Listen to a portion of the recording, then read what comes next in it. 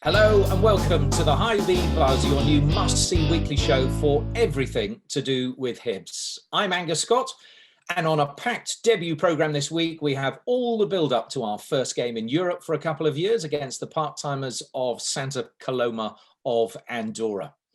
We'll be hearing from the boss as Jack takes charge of his first game in Europe. We'll also get the views of fans' favourites John Collins on Hibs in Europe.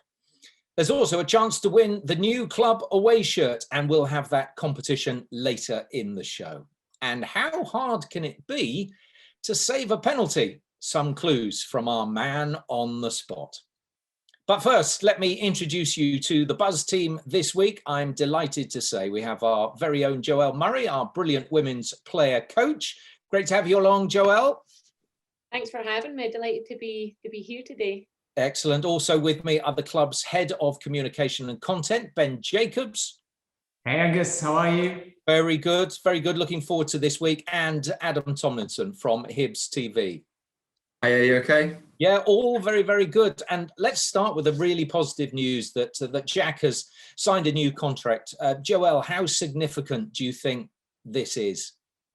It's absolutely massive. I think it's extremely positive. We had an incredible season last season, and Jack will be looking to build on that next season, and he now has the opportunity to do that in seasons to come. The contract being extended to 2024, and for me personally, I'm delighted because I think Jack's an extremely articulate manager, a very forward-thinking manager, and a progressive manager. So for me to have Jack leading this club is extremely exciting.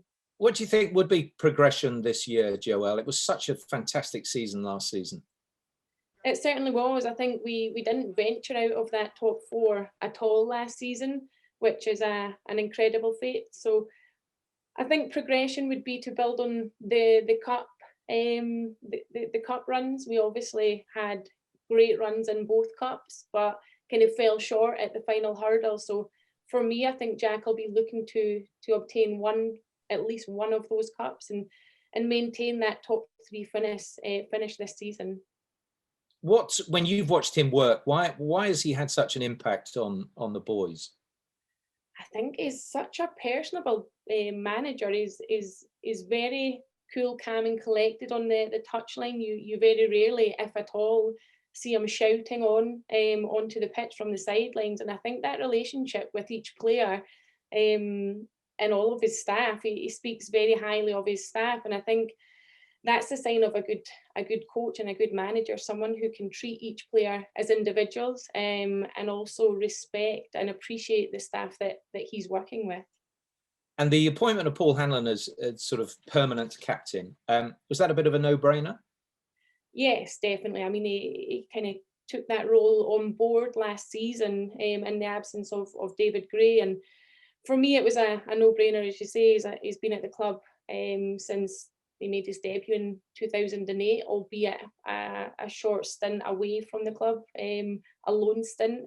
But he's amassed more than 420 appearances for the club. So for me, it was a no-brainer, and he's certainly a leader on and off the pitch, and certainly someone that the players look up to.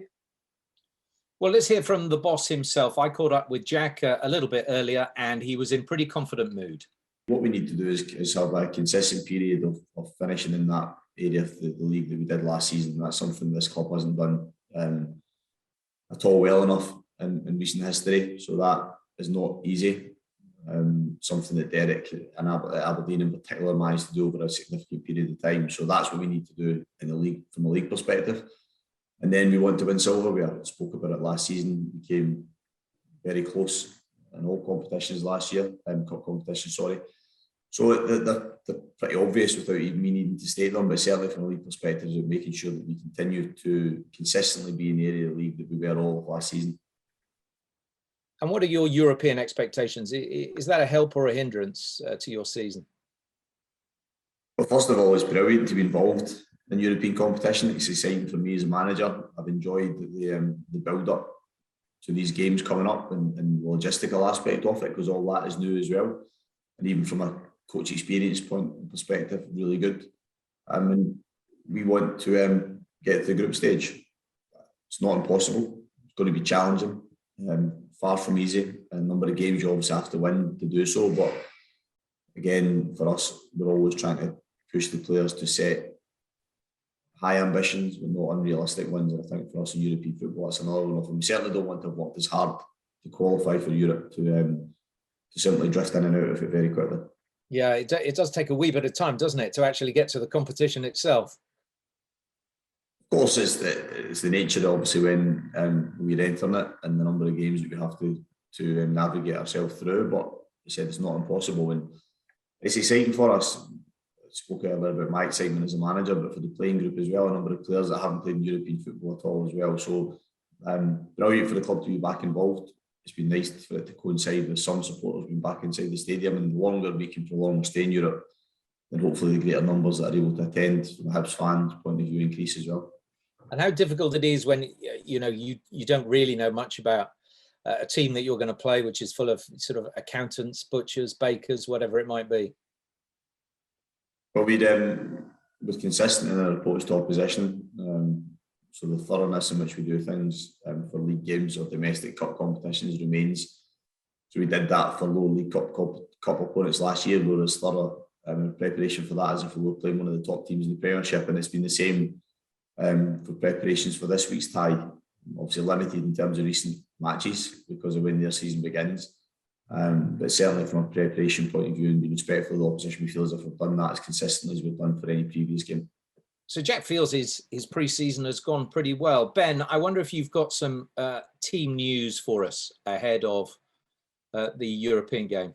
Yeah, absolutely, Angus. The early team news suggests that Jack Ross will have a relatively full squad to choose from. Sean Mackey is the only long-term absentee. The good news for fans is that Christian Doidge returned to the squad and actually made a cameo in the 3-1 pre-season victory away at Wraith Rovers. He didn't feature in the Arsenal game before that. He was one of a number of players that was hit quite hard by COVID-19, so he'll be in the squad. Probably a little bit too soon, though, for him to make the starting lineup. We've made two new signings, of course, Daniel Mackay and also Jake Doyle-Hayes. The latter did pick up a knock, so he's a doubt for the game as well. But essentially, everyone's back. Kevin Nisbet is, of course, sharp, having played in the Euros for Scotland, and he will no doubt be in the starting 11 as well. And we saw Melker Hellberg and Josh Doig return a little bit later to pre-season training. They were part of the latter few days of a camp in Cheshire that saw us play both Accrington Stanley and Stoke City. So they're now fully available for selection as well. And fans will also be keeping a close eye on how midfielder Scott Allen does this season. He unfortunately was diagnosed with a heart disease that kept him out for about 5 months last season. He went on loan to Inverness Caledonian Thistle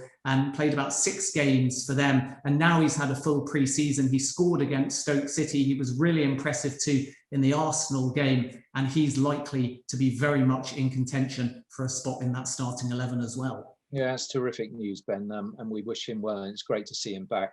Adam, for you, what's been, as you've been new amongst all the players, what have you felt the mood is as they head towards this first European tie? It's interesting. The mood is a very positive one. I think coming off the end of last season and me coming into the club brand new, there was a sense of a little bit of disappointment after last year, not winning the Scottish Cup, but equally a sense of motivation that they wanted to go one further this year. And speaking to Jack and the players, there's a sense amongst them that they wanted last year. Their main aim was to be fighting in European competitions again this season. They've done that, but the hard work for them doesn't stop there. They really want to get into the group stages. And I've spoke to Graham Matthew, and he said, if you get into the group stages, that's a game changer for Hibernian, for the players, for the staff, but also for what it could do for this football club as well. So that is the ambition. It won't be easy. We've all kind of seen the draw and the difficult game that we could get if we beat Santa Coloma. But equally, that's part and parcel of playing in Europe, isn't it? You want to test yourself against these high level opposition. And yeah, the opportunity to do that, I'm sure, is excellent for the lads. Yeah, and it's to do it regularly, isn't it? Joelle, having seen them perform during pre-season, how do you feel that pre-season has gone? I think it's been a great pre-season for the team. There's been a variety of opposition.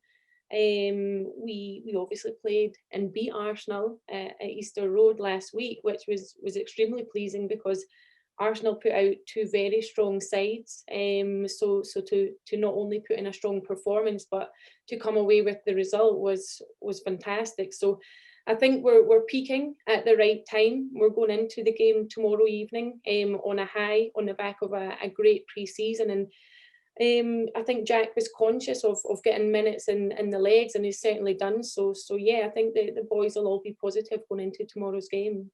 Well, let's hope so. Don't forget, we still have our competition for you. The prize is the new amazing away shirt. So stay tuned for that. But first, to a man we all know and respect and knows an awful lot about European football. A little earlier on, I got John Collins to pull over in his car and have a chat to us and let us know his thoughts about this season for Hibs.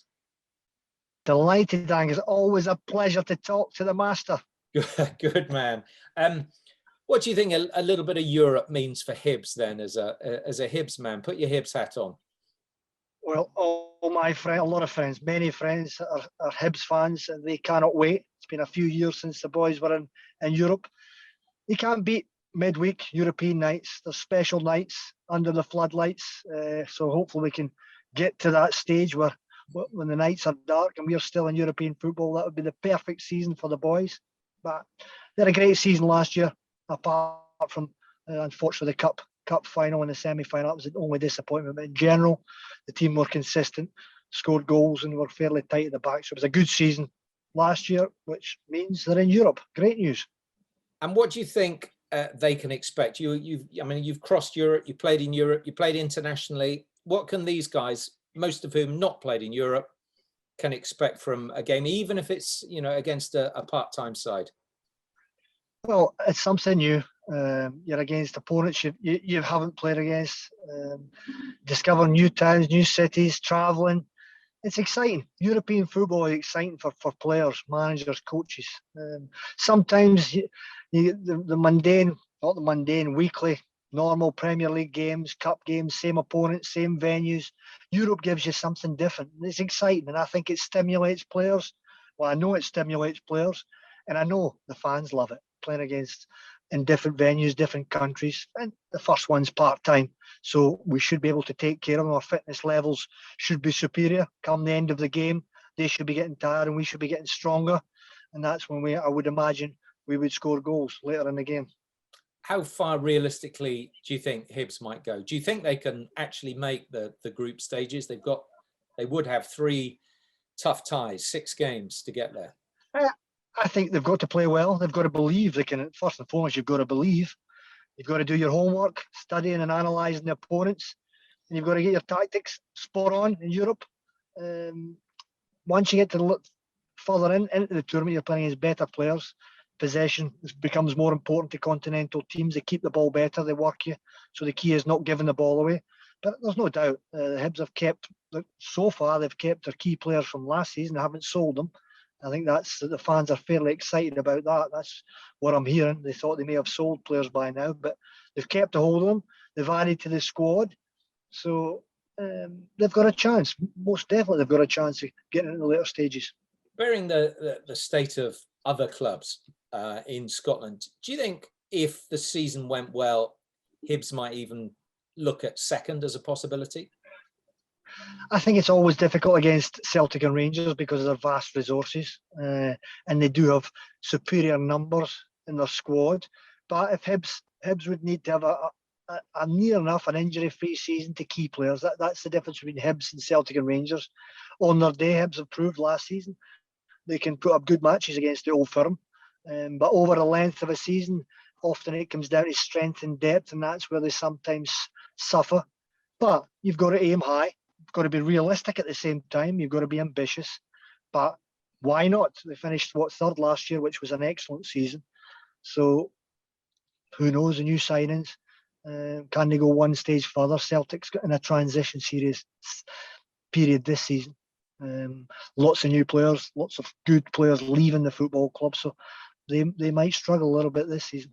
And do you think Jack Ross has got the shape of, he's got his new contract now. He's just installed, Paul Hanlon as his new captain this year. Seems there is a direction for this club. Yep, I think good news. The managers signed a long-term contract. Last year was an outstanding season, consistent season for the club, finishing third. It's been a long time since they finished third. They've got a relatively young team. Paul Hanlon, the captain, is probably the only real older player in the starting 11. I know Paul from a young age, but he's a great leader. He's a good personality. The key word was, can they keep their best players? But they've got talent. Young Doig at left back has had an unbelievable season last year. The big clubs have been looking at him. Second season is always important. It's always a challenge now. The opposition know all about you. And the challenge for that young man is to keep improving, keep going forward. Again, his final delivery is the key. He gets forward into great positions. If he starts delivering even more quality crosses, his value will go up. And Nesbitt proved last season a terrific signing. I think it was 250,000. His goal scoring record was really outstanding.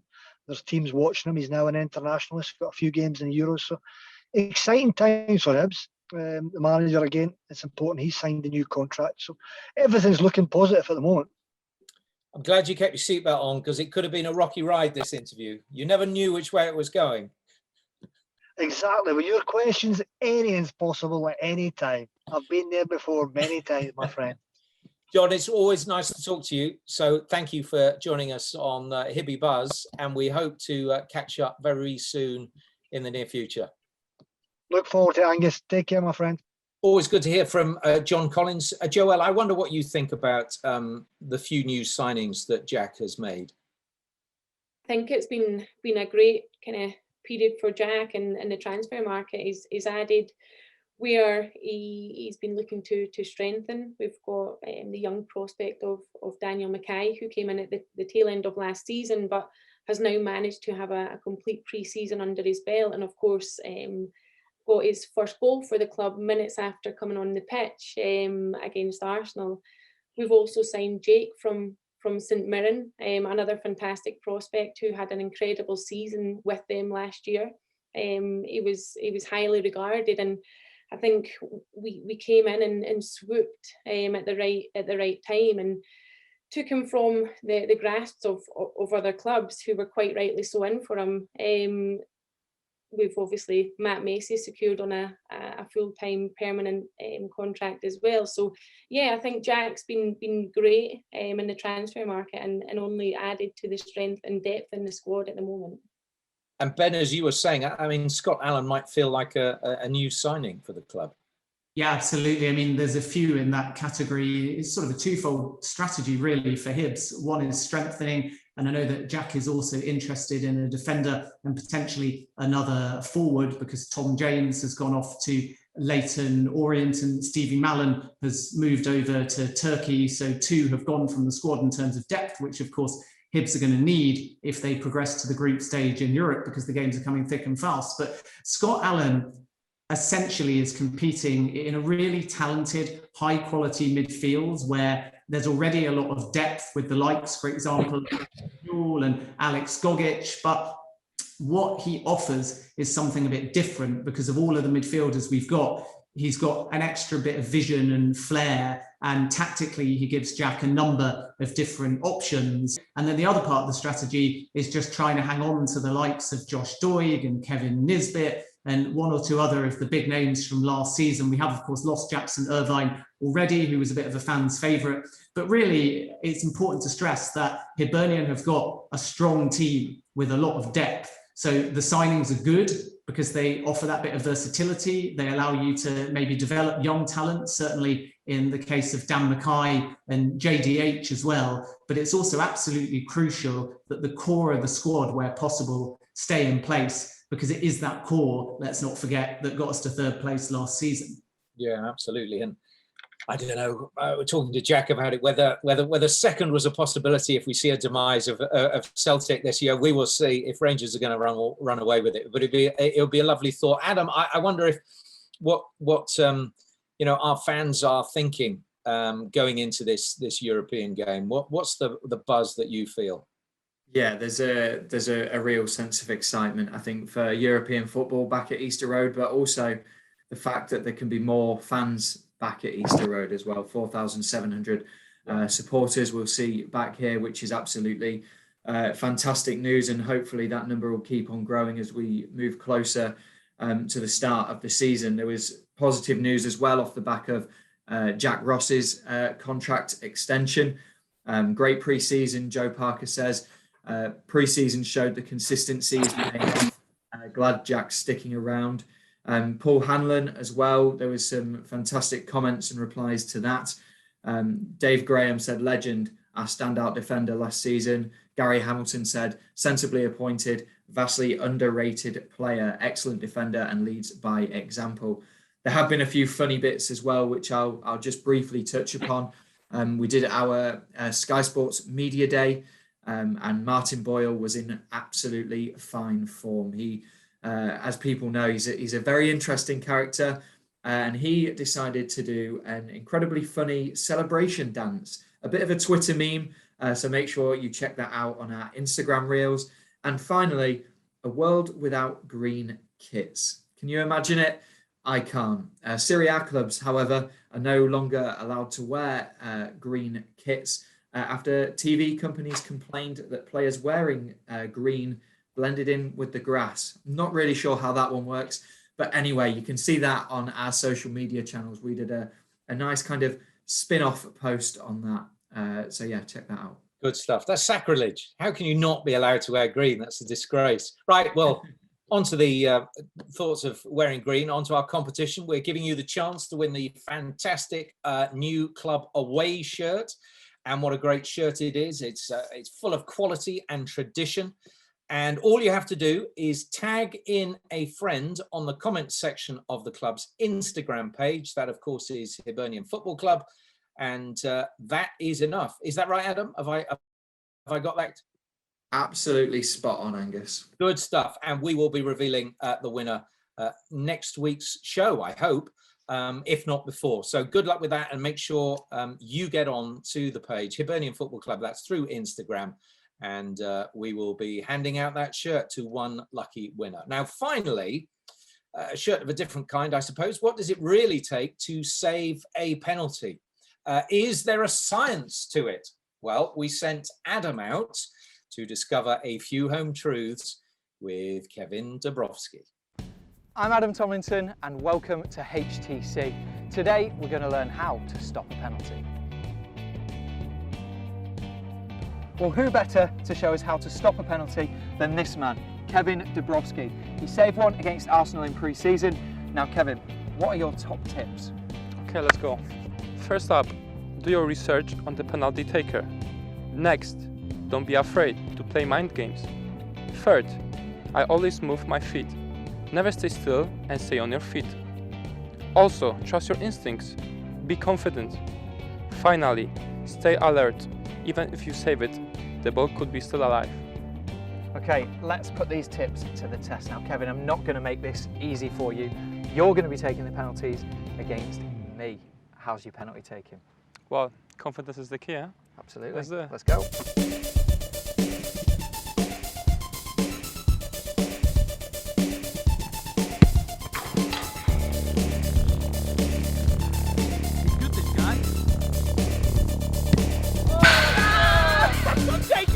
I'm taking it!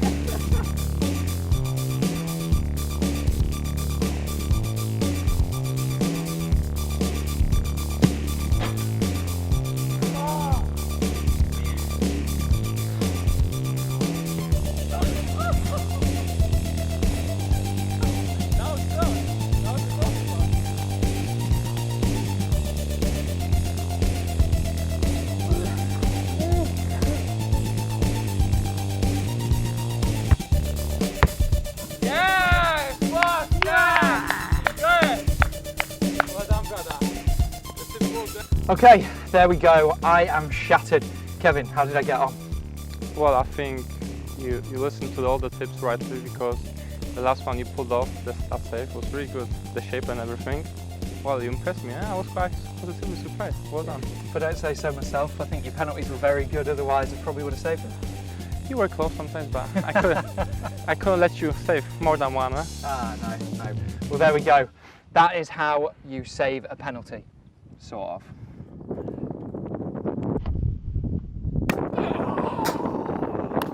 Actually, it's often said, Adam, that why don't goalkeepers take penalty kicks? They're the ones used to kicking a ball most of the time, aren't they? You know, at velocity. You know what? That is a fantastic question. I thought, well, I've never been a goalkeeper myself. I thought, all right, I'll give it a go. Let's see. I can't be that bad. Honestly, some of Kevin's penalties were like outstanding, and I really sympathise with goalkeepers a little bit more now, in terms of trying to save a penalty, because wow, they were hard. Yeah, well, 1 out of 5 is not bad. Yeah, I'm glad I got one anyway. I think I celebrated it like I won the World Cup, so I'm taking the win. Good stuff. Just before we go, let me turn back to you, Joelle. It's always difficult, isn't it, against sides that are supposedly far weaker than you, as the part-timers of Andorra Santa Coloma are, and you're expected to win handsomely, but that, you know, it might be a difficult 2 legs. Yeah, of course. I think as a player, in situations that the team will face tomorrow, you need to kind of show the opposition respect, and play your normal game. However, with teams like Santa Coloma, they may sit in, reduce space to play in, reduce space behind to run into. So it'll be a difficult game, but I'm sure the boys and Jack will prepare amply and kind of approach it very professionally tomorrow evening. So hopefully we can start the first leg on a positive and get a good performance and result. Ben, have you got something to say about the game? Because I know that 4,700 are going, and we do want everyone to read the spectator code of conduct carefully before they go. It's on the club website, isn't it? It is on the club website. It's been emailed to ticket holders, as has their staggered entry times, and follow us on social media as well for all of the guidelines. But essentially, please respect the rules and stay safe. Masks are essential. If you're interested in a bite to eat, you must order that in advance via a so-called click and collect system, which means that the kiosks will only be open with those that have pre-purchased their vouchers. But please stay in your area. I know that we all want to celebrate the return of competitive action to Easter Road and do well in Europe, but respect the rules, and remember that spectator code of conduct is available on our website. And then in terms of just wider news about Santa Coloma, I should also point out in the last 24 hours or so, the return leg has been deemed behind closed doors, which means unfortunately fans won't be able to travel over to Andorra. And I've had actually a lot of people in Andorra also really excited to see Joelle on Hibs TV, along with the rest of our lineup. They are a part-time team. This is one of the biggest games in their history. They have actually beaten over 1 leg, but they didn't go through across 2. Maccabi Tel Aviv in Champions League qualifying. They've won 2 outright Champions League qualifiers. And it's worth pointing out as well that their manager's a bit of a familiar face as well. Albert Jaquera, who was a former goalkeeper for Barcelona and actually played with Lionel Messi. So they've got a bit of pedigree, and look out for their captain as well, Pedro Santos. He's a little bit infamous in Andorra for a long-range goal or 2. There will be no pushovers. And as we heard earlier from Jack, he did say that they're going to treat this game much like any other one in terms of their prep. Full respect given to the Andorrans, and pleased to the fans as well. Full respect given to the rules as well. Yeah, see, but if you want one of those lucky 4,700 to get a ticket, I think they all went within about 15 minutes, didn't they? So make sure, as Ben was saying, you go to Hibs TV. It's $9.99. The build-up starts at 7:15 with kickoff at 7:45. Doogie Donnelly is again in the chair. Joelle will be with him. After this first episode of Hibee Buzz, it's a big thank you to Ben, to Joelle, and to Adam. It's been great to have your company. We will see you again next week for the Big Buzz. Bye-bye.